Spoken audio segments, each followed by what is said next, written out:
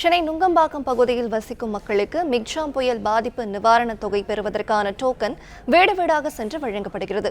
மேலும் விவரங்களை நம்முடைய செய்தியாளர் ரகு வழங்கிட கேட்கலாம். ரகு, வணக்கம். விரிவான தகவலை பதிவு பண்ணலாம்.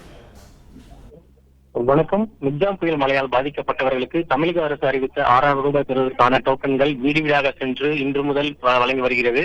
அதன் ஒரு பகுதியாக சென்னை நுங்கம்பாக்கத்தில் உள்ள தக்கந்திரு, காமராஜர் 1வது 2வது தெரு போன்றவற்றில் ரேஷன் கடை பணியாளர்கள் வீடு வீடாக சென்று டோக்கன்களை வழங்கி வருகின்றனர். இவர்களுடன் 2 போலீசார் பாதுகாப்பு பணியிலும் விநியோகம் வருகின்றனர்.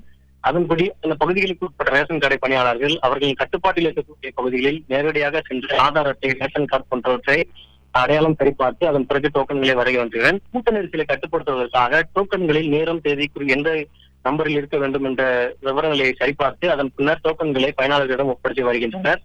அதன்படியாக இதனையடுத்து சென்னை முழுவதும் மற்ற 3 மாவட்டங்களில் மழை பாதித்த தாலுகாக்களில் மற்றும் 6000 ரூபாய் வழங்கப்படும் என்று இந்த 4 மாவட்டங்களில் சர்க்கரை கடை வைத்திருப்பவர்கள், வருமான வரி செலுத்துபவர்கள், அரசு ஊழியர்கள் இந்த தொகை ரேஷன் கடையில் பெற முடியாது என்றும், அப்படியே அவர்கள் பாதித்திருந்தால் பாதிக்கப்பட்டவர்கள் குறித்த விவரங்களை ரேஷன் கடையில் வைத்திருக்கும் விண்ணப்பங்களை சரிபார்த்து அதன் பிறகு வங்கி கணக்கில் அவர்களுக்கான தொகை வழங்கப்படும் என்று தமிழக அரசு அறிவித்திருந்தது.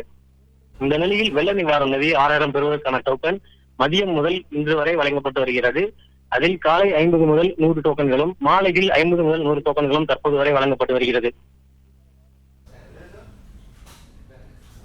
விவரங்களுக்கு நன்றி ரகு.